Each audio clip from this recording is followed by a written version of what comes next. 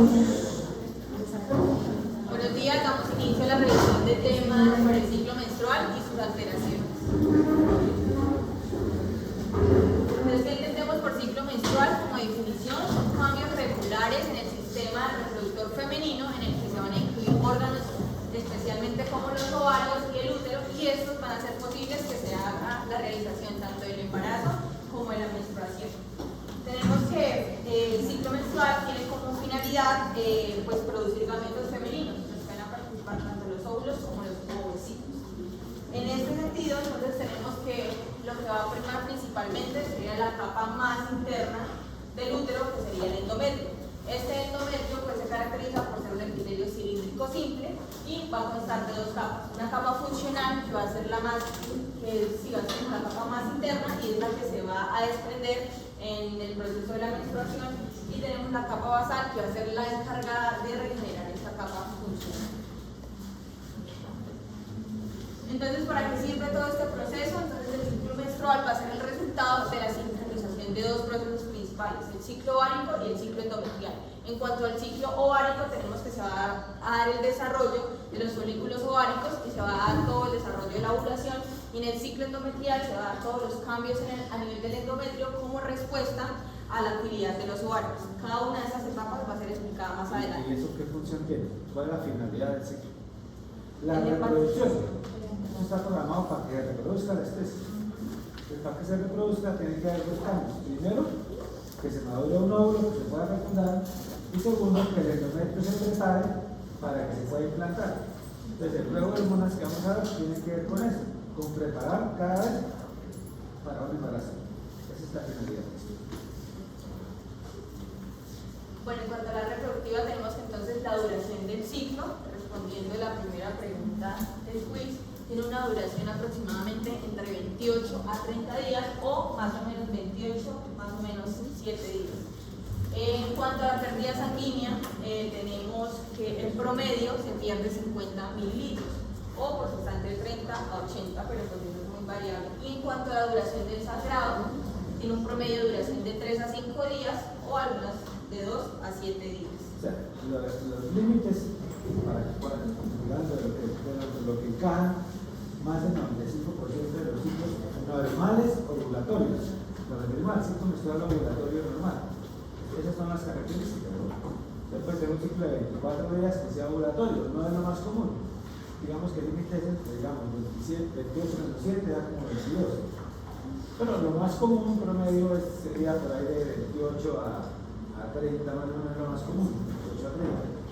Pero la literatura habla que pueden ser normales inclusive 2 a 35 días. Cuando ya se sale pues, de estos parámetros, ya podríamos pensar en una patología orgánica versus a una alteración, que van a ser explicadas más adelante. Entramos a la menarquia, que se define como la primera menstruación que tiene la mujer en una edad promedio de 12.4 años, temprana si es menos de 9 años o tardía si se da después de los 15 años. Unos puntos importantes es que la menstruación, pues la menarquia no va a garantizar en la mujer ovulación o fertilidad, va a indicar una maduración del cuerpo femenino, y también nos habla que se da la activación de los ovarios y la producción de las hormonas, principalmente el estrógeno y la progesterona. En la pubertad, generalmente los primeros ciclos no son ovulatorios. Como se tarda un poquito mientras el eje se madura bien, se sincroniza, entonces es normal que los primeros ciclos no sean ovulatorios, sean irregulares. Ahora, hay pacientes que nunca lo regulan, ya vamos a ver, pero ya está dentro de la ovulación. Pero en general, en los dos extremos de la vida, cuando empieza la vida reproductiva y al final cuando termina, es frecuente que tengamos ciclos ovulatorios. Bueno, ahora vamos a hablar del ciclo ovárico y su influencia por el fundamento del ovario, la fase folicular, la ovulación y la fase lútea. Primeramente hay que tener en cuenta que la endocrinología es la que nos regula lo que va a suceder en el ciclo menstrual, y por eso vamos a dividirla en 4 niveles. En el nivel 1 está el útero, donde está el endometrio, y también el transversalidad, que se compone de vagina y genitales externos. En el nivel 2 es en donde se va a comandar el ciclo, ya sea que estemos hablando del ovario o del folículo dominante. Cada ciclo tiene una glándula que va a ser diferente y cada folículo va a ser un folículo nuevo que es el que me va a controlar el ciclo. En el nivel 3 está la hipófisis que produce FSH y LH, la cual me va a estimular los folículos en el ovario. Y en el nivel 4 está el hipotálamo, o sea, el sistema nervioso central, donde se me va a generar la GnRH, que es la encargada de estimularme la FSH y la LH. Ahora tenemos que tener en cuenta que en el sistema nervioso central intervienen muchos neurotransmisores. Las células que producen GnRH son neuronas endocrinas. Entonces, como estas están en conexión entre sí, si yo tengo problemas con algún neurotransmisor, la dopamina, la norepinefrina, entonces voy a ver afectaciones en el ciclo menstrual. Aparte de lo que ya hemos hablado, hay otras variables que pueden alterarlo. Entonces están las hormonas tiroideas con el hiper o hipotiroidismo, las suprarrenales con la producción de andrógenos y la grasa. Se necesita un mínimo de índice de masa corporal para que se alcance el desarrollo puberal. Y la grasa es la que me metaboliza andrógenos y estrógenos, así que si está disminuida también me lo puede afectar. Pero está el caso contrario, la obesidad. Entonces voy a tener niveles de estrógenos muy altos y el estrógeno es un mal regulador en el sistema nervioso central. Los estrógenos se van a formar a partir de andrógenos. Y el estrógeno que prima en el ovario, que es el que regula el ciclo, es el estradiol. Pero hay otros como la estrona, que no es tan buen regulador. Entonces las pacientes obesas, los andrógenos se pueden metabolizar en la grasa a estrona predominantemente. Eso puede explicar que algunas de ellas no ovulen, algunas obesas embarazan y ovulan, otras no. Pero es por eso, porque la grasa interviene tiene su función en la regulación del ciclo. Si es demasiado escasa, es malo. Y si es exagerada, también es malo. Porque ella va a metabolizar básicamente andrógenos a estrona, que no es un buen regulador. Por otro lado, este eje central se va a generar gracias al feedback positivo y al feedback negativo. Entonces, ¿qué nos quiere decir esto? Que como es una retroalimentación negativa, cuando se produce bastante estradiol e inhibina, entonces va a ser menos cantidad de GnRH, FSH y LH. Y lo mismo ocurre cuando hay baja concentración de estrógenos, entonces va a aumentar el GnRH, FSH y LH. Hay un caso en el cual el feedback es positivo, que en otra diapositiva lo veremos. Por otro lado, de esta gráfica se sacan tres importantes conclusiones. Que tenemos el folículo dominante, que es el que me va a producir estradiol e inhibina, que el feedback es negativo hacia arriba y que la progesterona después de la ovulación me va a generar también un efecto inhibitorio a nivel central. Aquí hay que tener en cuenta algo importante. Para que la GnRH sea estimulante, esta tiene que ser pulsátil de 90 minutos a 2 horas. Cuando no es estimulante, cuando está en forma de depósito. Por eso es que cuando en la endometriosis o en el cáncer de próstata se quiere inhibir la estimulación de las gónadas, entonces se da GnRH de depósito. Lo que nos saca la conclusión de que si queremos inhibir GnRH de depósito, si queremos estimular GnRH en forma de pulsos. Aquí vemos cómo se va formando el folículo. Entonces vamos a tener que el ovario tiene una reserva de folículos primordiales con su células pequeñas, con su propio ovocito y una capa de células granulosas. ¿Qué sucede? A medida que va transcurriendo el tiempo, este va a ganar receptores de FSH y esto va a hacer que se multipliquen células de la granulosa. Entonces primero vamos a ver un folículo primordial, un folículo parenteral, un folículo antral pequeño y luego un folículo preovulatorio. Aquí vemos que después de la ovulación se va a producir el cuerpo lúteo. El cuerpo lúteo, además de producir estrógenos, que eran los que se daban gracias a las células de la granulosa, también va a producir progesterona. Este va a tener una vida media de aproximadamente 12 días, pero si no se da el embarazo, entonces él se va a cicatrizar y va a dejar de producir hormonas. Esa caída me produce la menstruación. Este es un folículo de Graf, un folículo dominante, entonces se ve que esa es una imagen de microscopía electrónica y se ve que hay gran cantidad de células de la granulosa porque él es el folículo dominante. Adicionalmente, como es el folículo dominante, él me va a producir el 95% de estradiol. Entonces, en cada ciclo se va a producir una glándula diferente y un folículo dominante diferente. Aquí esta gráfica se resume en lo siguiente. En el ovario se hace metabolismo de hormonas esteroides. Entonces hay dos tipos de células, las de la granulosa y las de la teca. La LH es la que participa en las células de la teca y ella, por medio de varias reacciones y del colesterol, va a formar androstenediona. Esta androstenediona se va a pasar a las células de la granulosa y por influencia de la FSH va a terminar en estradiol. Eso en cuanto a la parte ovulatoria. En el reclutamiento y selección folicular, cuando tenemos un ciclo normal de 28 a 30 días, entre el día 7 y el día 8 se va a conseguir el folículo dominante. Esos folículos que no son dominantes van a terminar en atresia. Y el que sí se va a ser dominante es aquel que llega a la ovulación. Cuando una paciente no ovula significa que nunca se seleccionó un folículo dominante, entonces desde el primer paso hubo un daño en ese ciclo menstrual porque nunca hubo folículo. Bueno, y esta gráfica, lo más importante que podemos resaltar es que primero en la época menstrual tenemos bajos niveles de estradiol y de progesterona. Como hay feedback negativo, entonces que esos niveles sean bajos hace que a mí se me estimule la FSH. Y el primer evento que me produce, que me desencadena la ovulación va a ser el feedback positivo que hablaba al principio, que es cuando aumentan las concentraciones de estradiol. Por otro lado, esto también me va a desencadenar un pico de LH, que es muy importante porque cumple tres funciones. La primera, que va a romper el folículo en medio de las prostaglandinas. La segunda es que luteiniza las células de la granulosa para que se forme el cuerpo lúteo. Y la tercera es que me va a completar la meiosis del ovocito y este ovocito va a ser fecundado después. Adicionalmente, la progesterona va a tener su pico máximo una semana después de la ovulación y pues cuando no hay embarazo va a caer. Esta caída de estrógenos y progesterona es lo que me garantiza que el siguiente ciclo vaya a ser ovulatorio, ya que aquí es donde se produce el feedback negativo y como me cayó la progesterona y los estrógenos, la FSH va a subir y la FSH es la que me va a empezar otra vez el reclutamiento de los folículos.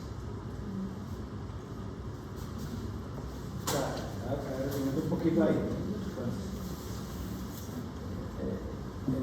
La hormona importante en la primera fase, primera semana del ciclo, es la FSH, que es la que me selecciona el folículo dominante.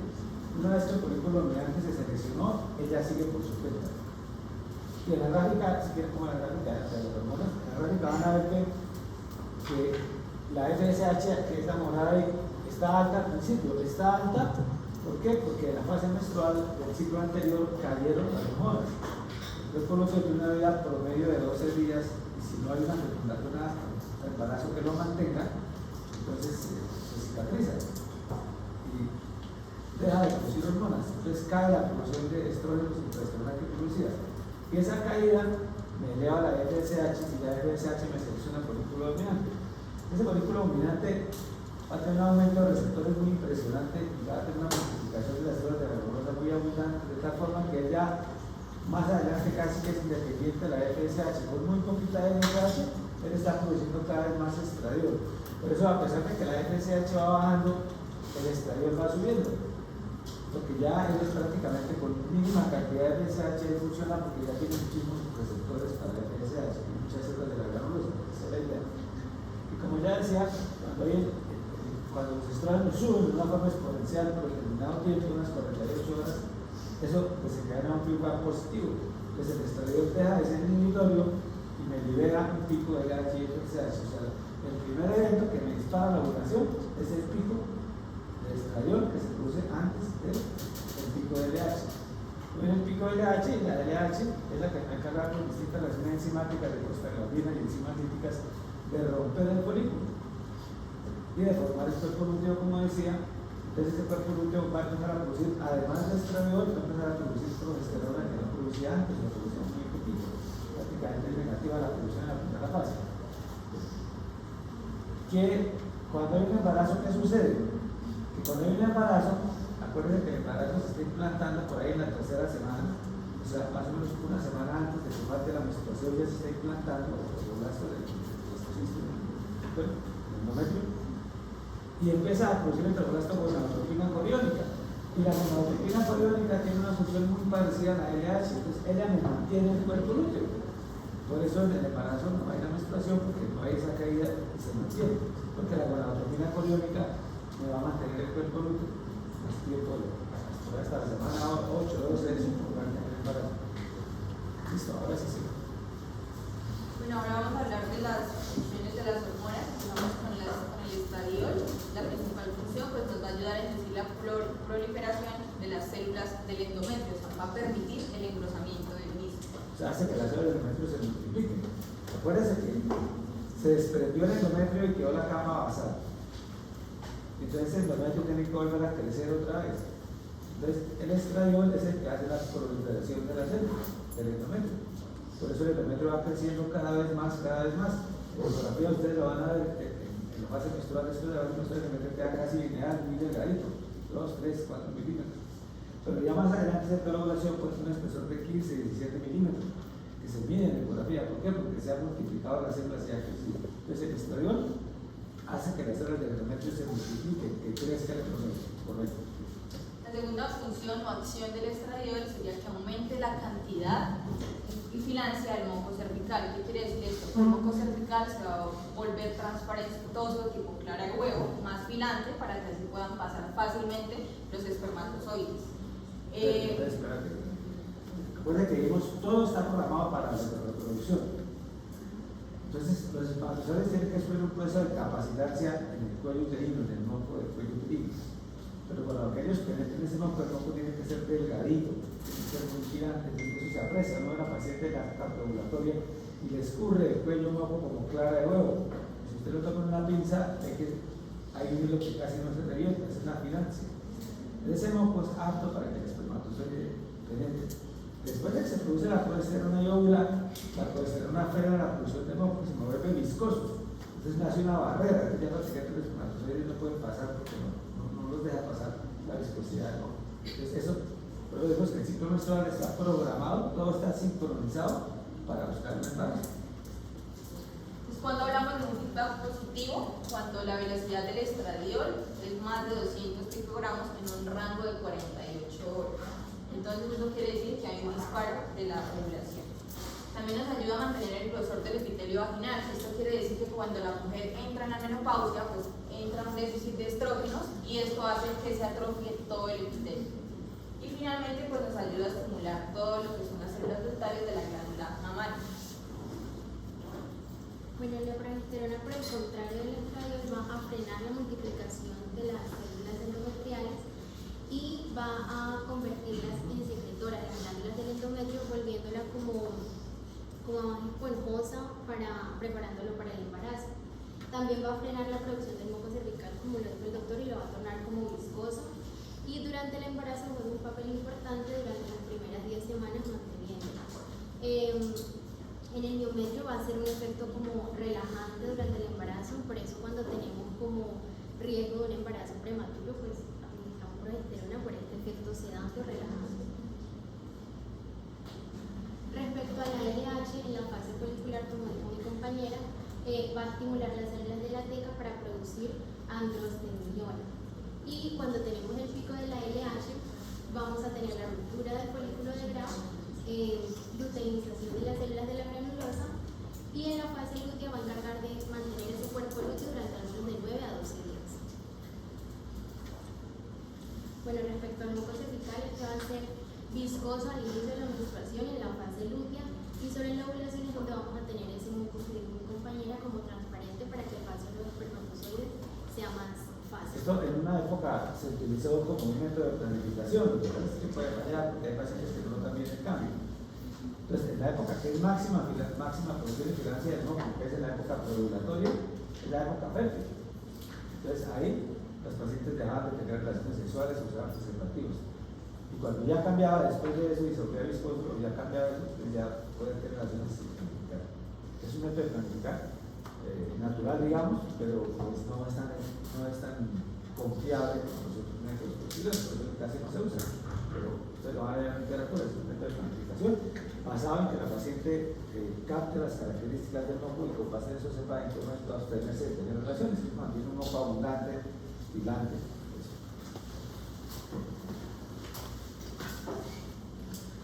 Bueno, la menstruación es el desprendimiento cíclico y normal de una capa uterina. Entonces, básicamente vamos a entender la menstruación con esta imagen porque pues, es muy fácil de entenderla y este es el endometrio, y el endometrio tiene dos capas, una capa basal, que es esta, y una capa funcional, la que está encerrada. La capa funcional es la que se va a desprender durante la menstruación, y la capa funcional tiene dos capas, una capa esponjosa y una capa más superficial, que es una capa compacta. ¿Listo? Esa es la que se va pues a desprender. La menstruación es causada por un aumento de la resistencia vascular, y esto pasa, como lo mencionaron anteriormente, cuando muere el cuerpo lúteo, la progesterona disminuye y las arterias espirales sufren un proceso de vasoconstricción. Entonces, al momento de la vasoconstricción, su caudal disminuye y va a mandar menos flujo hacia los tejidos, produce una isquemia, y posterior a esto va a producir una necrosis y hace que se separen o se desprendan las dos capas de la capa funcional, ¿sí? la esponjosa y la compacta. Normalmente una mujer durante cada ciclo menstrual sangra alrededor de 30 a 50 cc de sangre. Si ya sangra más de 80 cc, pues ya se dice que pues, es una alteración del ciclo menstrual y debe ser valorada por ginecología. Las arterias espirales también sufren un proceso de ruptura. ¿Por qué? Estas son las arterias espirales, están más que todo en la capa funcional, la que se desprende, ¿sí? Y ellas van a producir fugas. Cuando producen fugas, producen hematomas. Estos son los hematomas, y al momento de volverse más grandes los hematomas, empujan el endometrio, hace que se libere el tejido y hace que se libere también sangre. Y el cese, ¿sí? La disminución del sangrado ya de finalizar la menstruación, también se da por vasoconstricción, porque pues, actúan los estrógenos y demás. ¿Ustedes ya vieron preeclampsia? La mitad. Vimos hipertensión. ¿Cómo es la mitad? Vimos trastornos. O sea, vimos hipertensión crónica y quedó faltando. No, no he visto nada. Bueno, acuérdense que de esta situación hace para otra cosa. Cuando se está formando, cuando el embrión se está implantando, él se mete dentro del periodo de la madre, se mete dentro del endometrio, el tromboblasto. El tromboblasto va metiéndose y va invadiendo las arterias espirales, que son las últimas ramas de las uterinas. Tiene que prácticamente destruirlas y formar un nuevo vaso a partir del tromboblasto, y ese nuevo vaso aumenta de tamaño para que el caudal aumente unas 4 veces. Cuando ese proceso no se da adecuadamente, esa implantación no se da adecuadamente, se tiene el riesgo de preeclampsia o de restricción de crecimiento, porque después cuando el feto va a requerir bastante suplencia, no va a poderlo dar. Entonces ya que está la foto ahí, para que se imaginen lo otro que van a ver después cuando haya preeclampsia, pues las arterias espirales son las últimas capas de las uterinas, entonces ellas deben ser invadidas por el tromboblasto cuando se hace la placentación, para que la placentación sea normal. Y ese cambio va a hacer que se va a traducir inclusive en la presión arterial de la madre. Y la presión arterial de la madre, cuando al final de la semana 18-20, baja la presión arterial porque se ha completado la placentación.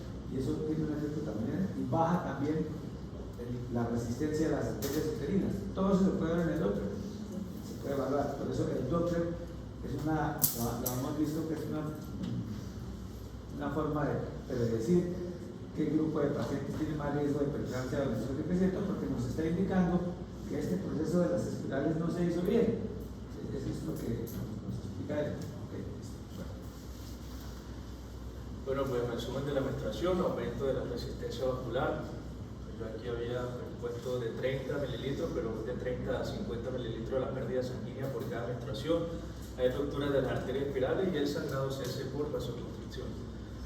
En las alteraciones del ciclo menstrual encontramos diferentes alteraciones dependiendo del ritmo y periodicidad y la cantidad.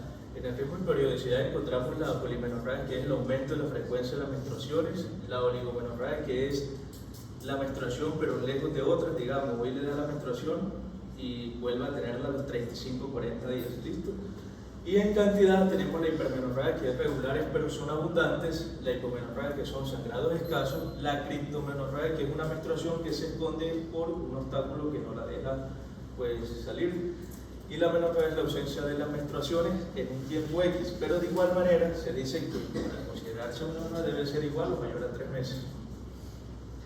Y alteraciones en la duración, menorragia, sangrado mayor o igual a 80 ml o prolongado a 7 días, y la metrorragia es la hemorragia endometrial normal o excesiva en cantidad o duración en intervalos irregulares.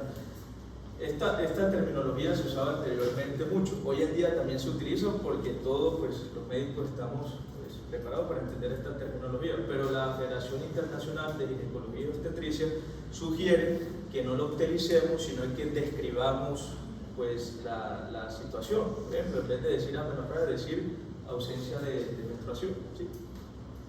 Definirlo mejor. En la dismenorrea sabemos que es el dolor pélvico abdominal antes o durante la menstruación, y pues esta la dividimos en dos, primaria y secundaria. La primaria se dice que va a ser una reacción de la cascada de las células proinflamatorias, en particular las prostaglandinas, y no tiene ninguna patología asociada que la provoque.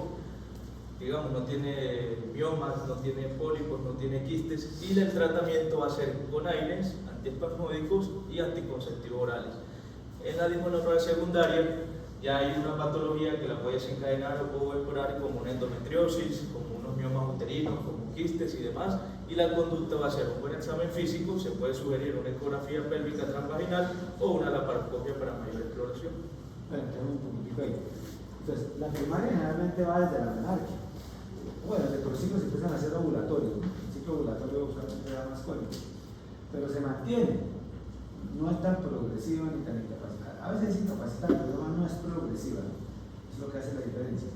Mientras que la otra, la paciente no la tenía y después empieza a tenerla y es progresiva y incapacitante. Esa indica que probablemente hay una patología que le está desencadenando. Es cuando estamos obligados a descartar patologías como endometriosis, como fibromas que se meten a la cavidad uterina. El fibroma, pues además de eso, nos va a dar hipermenorrea, y nos va a dar dolor pélvico. Entonces, ecografía y laparoscopia, porque a veces en las ecografías pueden no verse implantes pequeños de endometriosis en el peritoneo que sean mucho dolor. Pero la laparoscopia es un procedimiento invasivo, entonces realmente uno lo hace cuando la cosa realmente es progresiva, entonces uno indica una laparoscopia para descartar eso.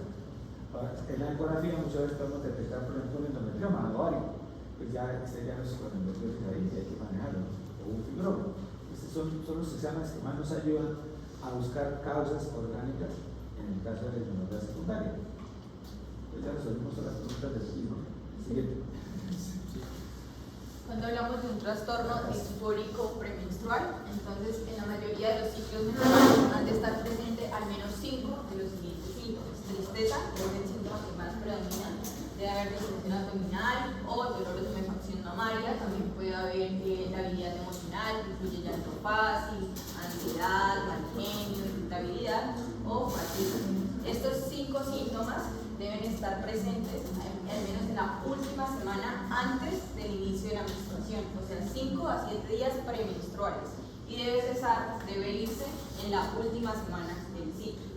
En cuanto a la edad de presentación, pues las estadísticas nos hablan de que así pues la menarquia haya sido temprana o en los primeros días, siempre se da alrededor de pacientes mayores de 20 años.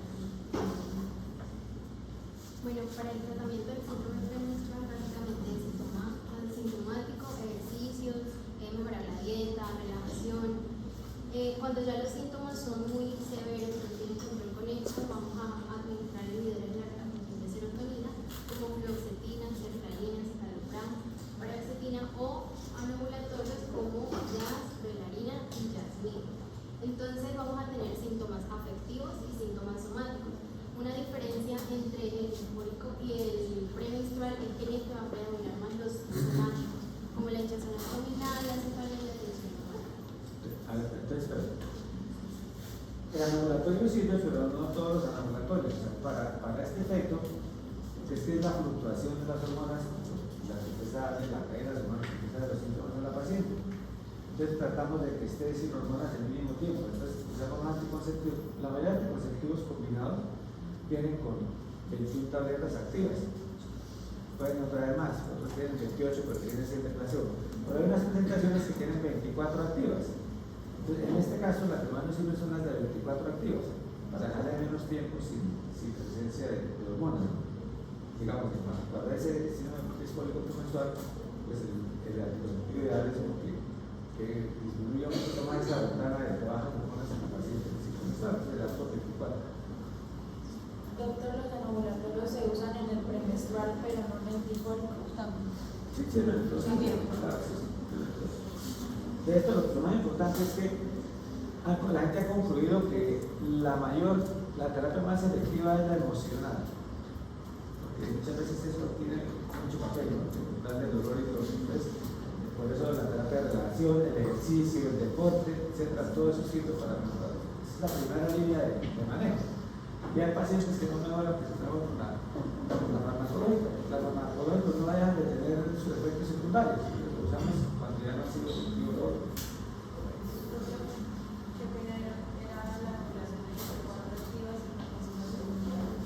Generalmente son 4, las tienen 28 pero tienen 24 activas. Hay varias presentaciones en el mercado que tienen esa presentación.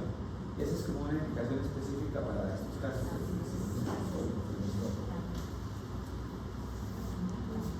Bueno, ¿alguna otra pregunta?